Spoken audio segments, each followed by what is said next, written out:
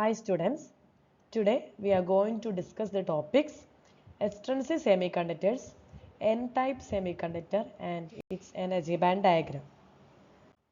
So, in the last class we have already discussed about what do you mean by extrinsic semiconductor. So, നമ്മൾ last ക്ലാസ്സിൽ extensive സെമികണ്ടക്ടേഴ്സ് എന്താണ് അത് define ചെയ്യുന്നത് എന്ന് പറഞ്ഞു. എന്തായിരുന്നു അത്? The process of adding impurities to intrinsic semiconductors to alter their properties is called doping. The impurity added is called dopant. A semiconductor doped with impurity atoms is called extrinsic semiconductor. So, നമ്മൾ last ക്ലാസ്സിൽ പറഞ്ഞതാണ്, അതായത് intrinsic സെമികണ്ടക്ടേഴ്സിൻ്റെ conductivity improve ചെയ്യാൻ നമ്മൾ use ചെയ്യുന്ന മെത്തേഡാണ് doping. So doping എന്ന് പറഞ്ഞാൽ എന്താണ്? സെമി കണ്ടക്ടറിൽ നമ്മൾ യൂസ് ചെയ്യുന്ന സെമി കണ്ടക്ടർ സിലിക്കൺ ആയിക്കോട്ടെ ജർമ്മനി ആയിക്കോട്ടെ അതിൽ വേറൊരു ഇമ്പ്യൂരിറ്റി ആറ്റം ആഡ് ചെയ്യുന്ന ആ പ്രോസസ്സിനെയാണ് ഡോപ്പിംഗ് എന്ന് പറയാം. സോ ദ പർപ്പസ് എന്താണ്? നമുക്ക് കണ്ടക്ടിവിറ്റി ഇംപ്രൂവ് ചെയ്യണം. സോ ആ പ്രോസസ്സാണ് ഡോപ്പിംഗ്. അതുപോലെ നമ്മൾ ആഡ് ചെയ്യുന്ന ഇമ്പ്യൂരിറ്റിയാണ് ഡോപ്പൻറ്റ് എന്ന് നമ്മൾ പറഞ്ഞു. ഇനി ഏതാണ് നമ്മൾ ഈ ഇമ്പ്യൂരിറ്റി ആറ്റമായിട്ട് തിരഞ്ഞെടുക്കുക? Either V choose pentavalent atoms from group 5 or trivalent atoms from group 3. So നമുക്ക് ഗ്രൂപ്പ് 5 പെൻറ്റാവാലൻ്റ് മീൻസ് വാലൻസി 5 അല്ലെങ്കിൽ ട്രൈവാലൻ്റ് ആറ്റംസ് വാലൻസി 3 ആയിട്ടുള്ള ആറ്റംസ് എടുത്ത് നമുക്ക് ഡോപ്പ് ചെയ്യാം. ഇനി ഇതുപോലെ ഡോപ്പ് ചെയ്യുന്നതനുസരിച്ച് depending upon the doping 2 types ആണ് നമുക്ക് എക്സ്ട്രിൻസിക് സെമികണ്ടക്ടർ. ഇങ്ങനെയുള്ള സെമികണ്ടക്ടേഴ്സ് ആണ് എക്സ്ട്രിൻസിക് സെമികണ്ടക്ടർ. സോ ഇങ്ങനെ ഡോപ്പ് ചെയ്യുന്നതിനനുസരിച്ച് നമുക്ക് 2 ടൈപ്പ് extrinsic semiconductors ആണ് നമുക്ക് കിട്ടുക. They are known as n-type and p-type semiconductors. So n-type semiconductor ആണ് നമുക്ക് കിട്ടേണ്ടത് എങ്കിൽ നമ്മൾ എന്ത് ആഡ് ചെയ്യണം നമ്മുടെ ഇൻട്രിൻസിക് സെമികണ്ടക്ടറിലോട്ട്? n-type ലഭിക്കണമെങ്കിൽ ഫോസ്ഫറസ്, ആർസനിക്, ആൻറ്റിമണി. അതുപോലെ p-type ആണ് നമുക്ക് വേണ്ടതെങ്കിൽ നമ്മൾ എന്താണ് ആഡ് ചെയ്യേണ്ടത്? Trivalent elements ആണ്. Trivalent elements from group 3. They are aluminum, gallium, indium. Okay, ഇത് കഴിഞ്ഞ ക്ലാസ്സിൽ നമ്മൾ പറഞ്ഞതാണ്. Today we are dealing with n-type semiconductor. n-type semiconductorനെ കുറിച്ചാണ് നമ്മൾ പറയുക. So, n-type semiconductor. An n-type semiconductor is produced when a pure semiconductor is doped with a pentavalent impurity such as phosphorus. A phosphorus atom has 5 valence electron. So, n-type semiconductor നമുക്ക് കിട്ടണമെങ്കിൽ നമ്മൾ എന്ത് ചെയ്യണം? Purest സെമികണ്ടക്ടറിൻ്റെ ഒപ്പം, അതായത് സിലിക്കണോ ജർമ്മേനിയോ ഏത് വേണേലും ആവാം, അതിൻ്റെ ഒപ്പം നമ്മൾ എന്ത് ആഡ് ചെയ്യണം?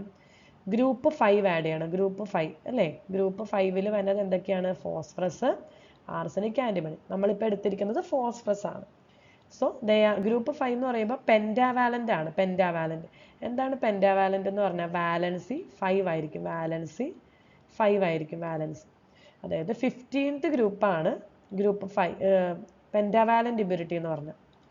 സോ അവർക്ക് വാലൻസി എന്തായിരിക്കും? 5 ആയിരിക്കും. 15 എന്ന് പറയുമ്പോൾ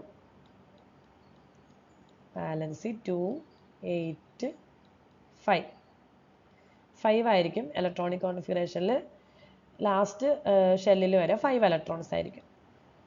സോ ദ ഫോസ്ഫറസ് ആറ്റത്തിന് 5 വാലൻസ് ഇലക്ട്രോൺ ഉണ്ട്. സോ ഇവിടെ നമുക്ക് ഒരു n-type സെമികണ്ടക്ടർ, ഇവിടെ ഫോസ്ഫറസ് ആറ്റം കാണിച്ചിരിക്കുന്നത് കാണാം. 2 ഫസ്റ്റ് ഷെല്ലിൽ 2 ഇലക്ട്രോൺ, സെക്കൻഡ് ഷെല്ലിൽ 8 ഇലക്ട്രോൺസ്, തേർഡ് ഷെല്ലിൽ 5 ഇലക്ട്രോൺസ്. 1, 2, 3, 4, 5. ഓക്കെ, അപ്പോൾ നമ്മുടെ സിലിക്കൺ സെമികണ്ടക്ടർ ആണിത്. ഈ സിലിക്കൺ സെമികണ്ടക്ടറിലോട്ട് നമ്മൾ എന്താണ് ആഡ് ചെയ്യുന്നത്? എക്സ്ട്രാ ഒരു ആറ്റം, അതായത് ഡോപ്പൻ്റ് എന്ന് പറയും നമ്മൾ. ഇവിടെ ഡോപ്പൻ്റ് ആരാണ്? ഫോസ്ഫറസ് ആണ്. ഫോസ്ഫറസ് ഏത് ഗ്രൂപ്പിലുള്ളതാണ്? ഗ്രൂപ്പ് 5. പീരിയോഡിക് ടേബിളിൽ ഗ്രൂപ്പ് 5 അവരുടെ വാലൻസി എന്താണ്? 5 ആണ്. സോ ഫോസ്ഫറസ് വെച്ചു. ഫോസ്ഫറസിന് ചുറ്റും എത്ര വാലൻസി ഉണ്ടാവും? 5. 1, 2, 3, 4, 5. നമുക്കറിയാം സിലിക്കൺ ആറ്റത്തിൻ്റെ വാലൻസി എത്രയാണ്? 4 ആണ്. സിലിക്കൺ ഗ്രൂപ്പ് 14 ആണ്. സിലിക്കണിൻ്റെ വാലൻസി 4 ആണ്. ഓക്കെ, അപ്പോൾ സോ സിലിക്കണായിട്ട് കോവാലൻ്റ് ബോണ്ടിലാണ് ഇതിരിക്കുക അല്ലേ? കോവാലൻ്റ് ബോണ്ടിലാണ് ഇരിക്കുക. സോ സിലിക്കണിൻ്റെ ഓരോ ഇലക്ട്രോണായിട്ടും ഫോസ്ഫറസ് ഷെയർ ചെയ്യുവാണ്. അങ്ങനെയാണെങ്കിൽ ഓൾറെഡി 4 ഇലക്ട്രോൺ, ഓൾറെഡി ഫോസ്ഫറസിന് 5 വാലൻസി ഉണ്ട്, സിലിക്കണിന് 4 ഉണ്ട് വാലൻസി. നമുക്ക് സിലിക്കണിൻ്റെ 4 ഇലക്ട്രോൺസിനും വേണ്ട ഫോസ്ഫറസിൽ ഇലക്ട്രോൺസ് ഉണ്ട്. ഇനി ഒക്റ്ററ്റ് കംപ്ലീറ്റ് ചെയ്യാൻ നമുക്ക് എന്ത് മതി? 8 മതി. 8 മതി. ഇതിപ്പോൾ 9 ഉണ്ട് അല്ലേ? 9 ഉണ്ട്. സോ ഒരു ഇലക്ട്രോൺ ഇവിടെ എന്താണ്? എക്സ്ട്രാ ആണ്. ഫോസ്ഫറസിൻ്റെ ഒരു ഇലക്ട്രോൺ എക്സ്ട്രാ ആണ് അല്ലേ?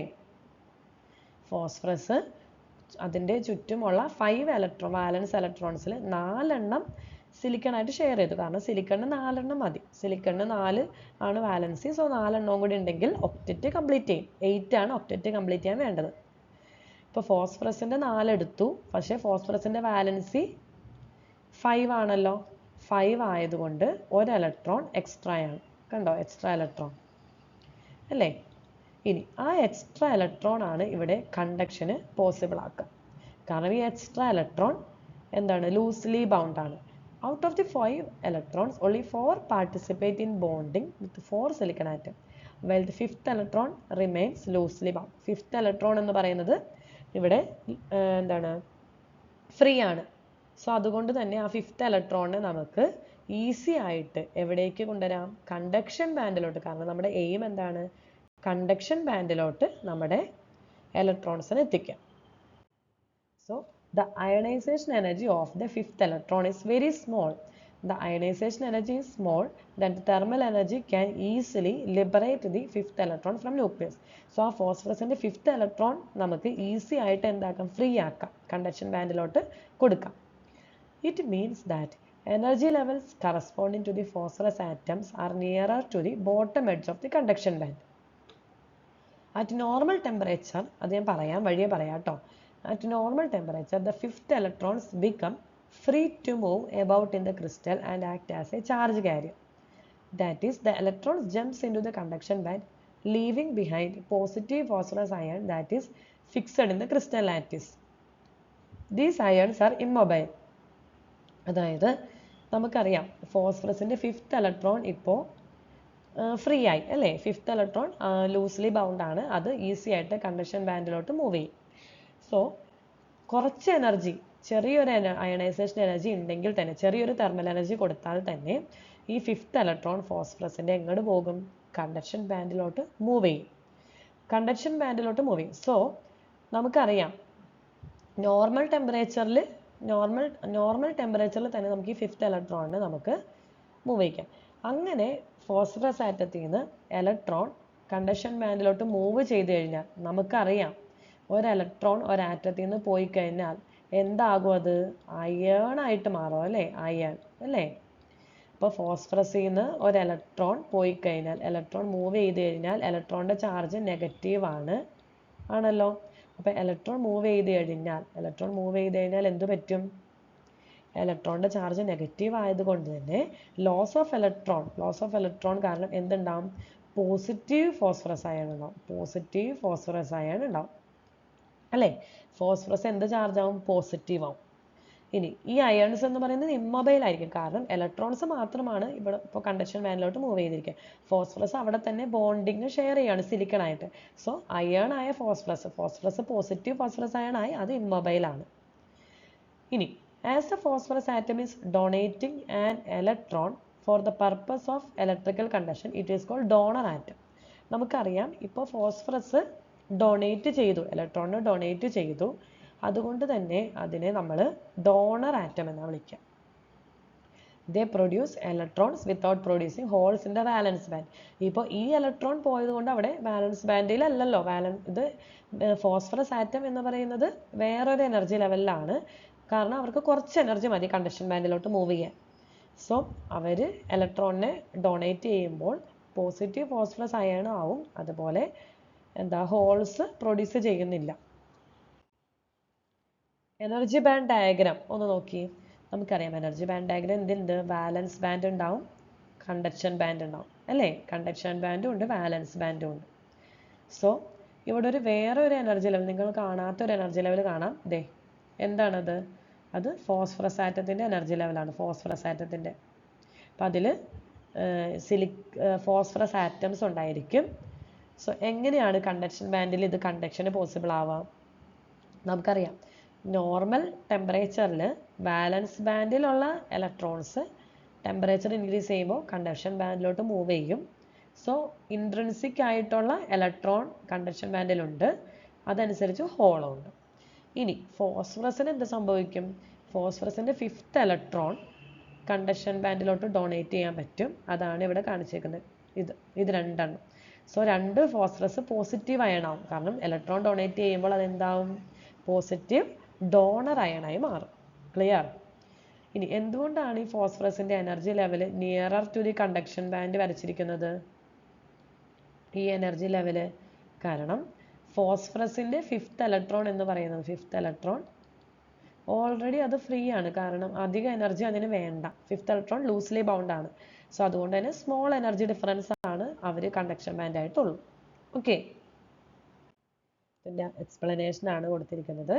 At 0 Kelvin, donor atoms are not ionized and the conduction band is empty. And at a slightly elevated temperature, the donor electrons populate the conduction band. As even small amount of thermal energy can readily liberate the 5th electron from the atom. So ചെറിയ thermal energy ഉണ്ടെങ്കിൽ തന്നെ നമുക്ക് ഈ ഫോസ്ഫറസിൻ്റെ 5th ഇലക്ട്രോണിനെ conduction ബാൻഡിലോട്ട് and send it to the conduction band, conduction ബാൻഡിലോട്ട് move ചെയ്യിക്കാൻ സാധിക്കും. The donor levels are expected to be located very near to the bottom edge of conduction band. അതായത് കണ്ടക്ഷൻ ബാൻഡ് ഇവിടെയാണ്, കണ്ടക്ഷൻ ബാൻഡ്, ഇത് വാലൻസ് band. ഇത് conduction ബാൻഡിൻ്റെ bottom ലെവലാണ് ഇത്, അല്ലേ? അതിൻ്റെ അവിടെ അതിന് നിയർ ബൈ ആയിട്ടാണ് എന്ത് ഫോസ്ഫറസിൻ്റെ എനർജി ലെവൽ വരിക. കാരണം ഫോസ്ഫറസിൻ്റെ 5th ഇലക്ട്രോൺ എന്ന് പറയുന്നത് ലൂസ്ലി ബൗണ്ട് ആണ്, അല്ലേ? സോ ചെറിയൊരു എനർജി ഉണ്ടെങ്കിൽ തന്നെ അവർക്ക് കണ്ടക്ഷൻ ബാൻഡിലോട്ട് മൂവ് ചെയ്യാം. At ordinary temperature, some electrons from the valence band are also excited into conduction band through intrinsic process. ഇത് പറഞ്ഞിരിക്കുന്നത് ഇൻട്രിൻസിക് ജനറേഷൻ ആണ്. അതായത് ഇലക്ട്രോൺസ് വാലൻസ് ബാൻഡിൽ നിന്ന് കണ്ടക്ഷൻ ബാൻഡിലോട്ട് മൂവ് ചെയ്യിക്കും ചെറിയ ടെമ്പറേച്ചറിൽ തന്നെ. ഇപ്പം നമുക്ക് കിട്ടിയിരിക്കുന്നത് എക്സ്ട്രാ ആണ്. ആര് കാരണമാണ് ഈ എക്സ്ട്രാ ആയത്? ഫോസ്ഫറസ് കാരണം. ഫോസ്ഫറസ് കാരണം ഫോസ്ഫറസ് അയേൺ ആയിട്ട് മാറും. ആ ഇലക്ട്രോൺ കൂടി നമുക്ക് കണ്ടക്ഷൻ ബാൻഡിൽ കിട്ടും. സോ നമ്മുടെ ഇലക്ട്രോൺസിൻ്റെ എണ്ണം കണ്ടക്ഷൻ ബാൻഡിൽ കൂടുതലായിരിക്കും. കാരണം നമുക്ക് ഇൻട്രിൻസിക് ജനറേഷനും ഉണ്ടാവും, അതുപോലെ തന്നെ ഫോസ്ഫറസ് കാരണമുള്ള ജനറേഷനും ഉണ്ടാവും, ഡോപ്പിംഗ് കാരണം. അതുപോലെ നോർമലായിട്ട് ഇൻട്രിൻസിക് കാരിയർ ജനറേഷൻ ഉണ്ടാവും. അതായത് വെറുതെ ടെമ്പറേച്ചർ ഇൻക്രീസ് ചെയ്യുമ്പോൾ വാലൻസ് ബാൻഡിൽ നിന്ന് കണ്ടക്ഷൻ ബാൻഡിലോട്ട് മൂവ് ചെയ്യും. ഓക്കെ, അപ്പോൾ ഇവിടെ അതനുസരിച്ച് ഹോൾ ഉണ്ടാവും. ഫോസ്ഫറസിൽ ഹോളല്ല, ഇവിടെ പോസിറ്റീവ് ഡോണർ അയണായി മാറും. സോ അതുകൊണ്ട് തന്നെ എൻ ടൈപ്പ് സെമി കണ്ടക്ടറിൽ ഇലക്ട്രോൺസ് ആയിരിക്കും മെജോറിറ്റി കാരിയേഴ്സ്. കാരണം എന്താണ്? ഇലക്ട്രോൺസിൻ്റെ എണ്ണം കൂടുതലാണ്. കാരണം എന്താണ്? ഇലക്ട്രോൺസ് എക്സ്ട്രാ കിട്ടി ഫോസ്ഫറസ് കാരണം. ഇലക്ട്രോൺസിൻ്റെ എണ്ണം അതുകൊണ്ട് കൂടുതലാണ്. ഹോൾസ് മൈനോറിറ്റി കാരിയേഴ്സ് ആണ്. ഹോൾസ് എണ്ണം കുറവാണ് കമ്പാരിറ്റീവ്ലി. ഓക്കെ, അപ്പോൾ മനസ്സിലായിട്ടുണ്ടാവുമെന്ന് വിചാരിക്കുന്നു. സോ നെക്സ്റ്റ് ക്ലാസ്സിൽ നമുക്ക് P type semiconductor discuss ചെയ്യാം. Okay, thank U.